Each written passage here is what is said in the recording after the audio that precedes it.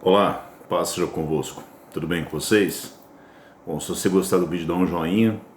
Se você não é inscrito no canal, se inscreva, ative o sino para que você receba futuras notificações. Lembrando mais uma vez que eu estou indo deixar as ministrações que temos feito na igreja para que você possa acompanhar os cultos e ser abençoado também, ok?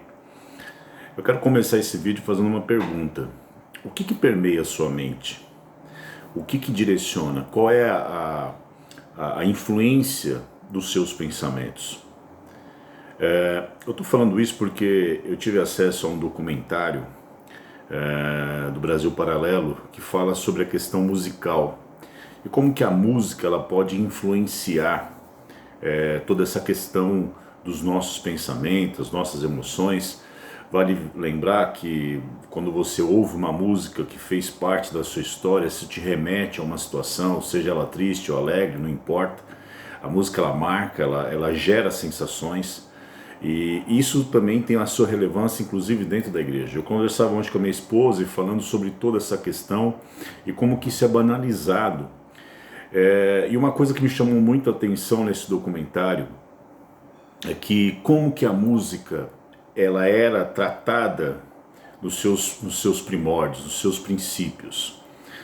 E eu não sei se você sabe, eu não sabia, sincero e honestamente, que Sebastian Bach era um grande compositor cristão. Ele fazia parte da igreja luterana, então as suas grandes composições todas são em louvor a Deus. E ele mostra como que isso trazia um equilíbrio sobre a mente, os pensamentos das pessoas.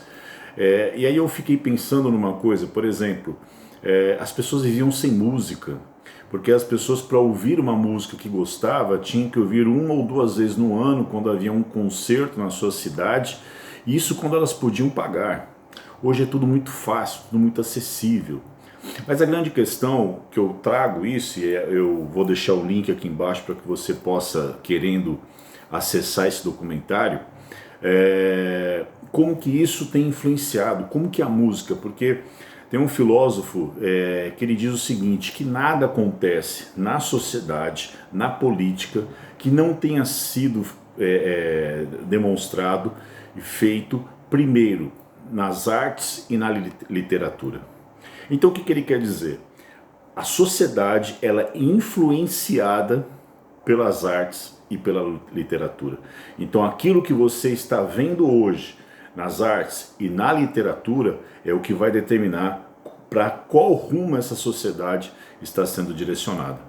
E aí eu conversando com a minha esposa, a gente percebeu como que tem sido difícil para nós, inclusive pastores, líderes, pais, se relacionar, lidar com algumas situações e com algumas pessoas, inclusive dentro da própria igreja, que parece que a gente fala e é como se aquilo reverberasse, bate e volta.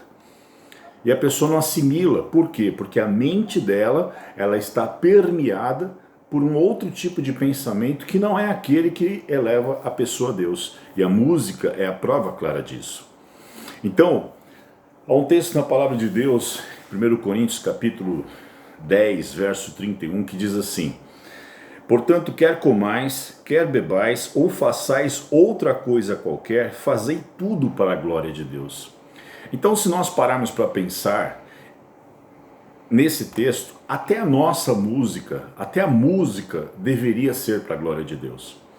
E muitas vezes nós temos uma dificuldade, porque as pessoas vêm do mundo com uma característica musical, e quando ela chega na igreja, aquela música não agrada a ela. Aquela música não atrai. Porque muitas vezes é uma música que vai trazer reflexão e ela não quer pensar, porque pensar dá trabalho também.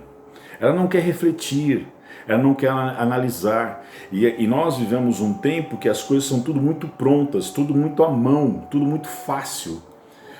Perceba, irmãos, há anos atrás, 20, 30 anos atrás, uma mãe quando tinha um filho na balada, ela tinha que orar pedindo para que Deus pudesse fazer com que ele voltasse são para casa. Hoje ela manda um WhatsApp e ela já sabe onde que ele está. Ela pode até rastreá-lo. Se precisava falar com o marido, as dificuldades eram muito grandes e isso tornava a pessoa mais próxima de Deus. Perceba, são coisas mínimas.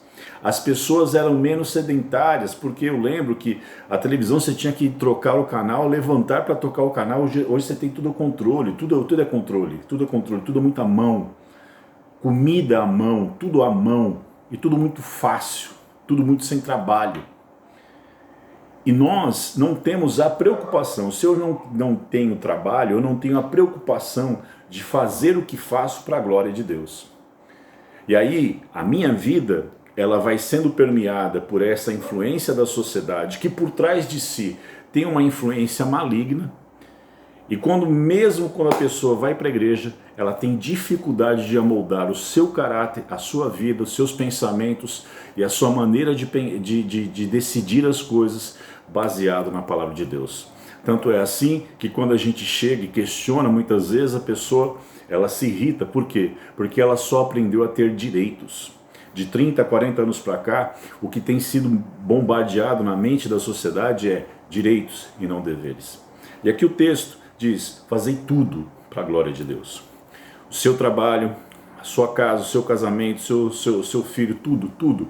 Os seus pensamentos, as suas decisões, a sua música que você ouve, tudo tem que ser para a glória de Deus. E isso não é um exagero. A questão é que a sociedade foi sendo deturpada e os valores cristãos, os valores bíblicos foram sendo perdidos. Eu lembro que quando eu era líder de jovens, há muitos anos atrás, os jovens chegavam na igreja e perguntavam, o que eu faço para ser cheio do Espírito Santo? Hoje o questionamento do jovem é se pode pôr piercing, se pode se tatuar. A questão é, o que você vai fazer é para a glória de Deus? O que você está fazendo é para a glória de Deus? O que você vai decidir é para a glória de Deus? E aí entra inclusive o pecado. Se você sabe que aquilo que você vai fazer não é para a glória de Deus, então você não vai fazer. E aqui Paulo ele dá uma diretriz muito forte, porque há um questionamento, ele mostra os exemplos de Israel, ele fala da questão da idolatria, ele fala da liberdade cristã, mas ele fala, fazei tudo para a glória de Deus. Então, nós temos, o que tem permeado o teu pensamento? Quais são as suas decisões? Você baseia em quê? Você faz realmente para a glória de Deus? Ou a sua preocupação é aquilo que eu tenho falado? E aí eu fiz uma ministração esses dias falando sobre o pós-modernismo, e isso está muito claro, inclusive dentro da própria igreja, em que a música ela é moldada para satisfazer o ser humano e não para equilibrá-lo e levá-lo à presença de Deus. Perceba, veja músicas antigas e compare com as músicas atuais. Nós temos que repensar, nós temos que voltar a nossa vida, o nosso caráter, o nosso pensamento, as nossas ações, as nossas atitudes, tudo o que fazemos, temos que fazer para a glória de Deus. Inclusive, nos arrependermos, inclusive voltar atrás, inclusive tomar as decisões as mais difíceis e pagar o preço se necessário for, porque tudo que fazemos é para a glória de Deus. E perceba, no livro de Efésios a Bíblia diz que o homem foi criado para glória de Deus, para adoração da glória de Deus. Então, se tudo que você tem feito não tem tido esse nível e essa linha de pensamento, eu te convido a repensar e colocar a tua vida no prumo, como diz alguns evangélicos, e começar a viver para a glória de Deus. Pense nisso. Deus abençoe você.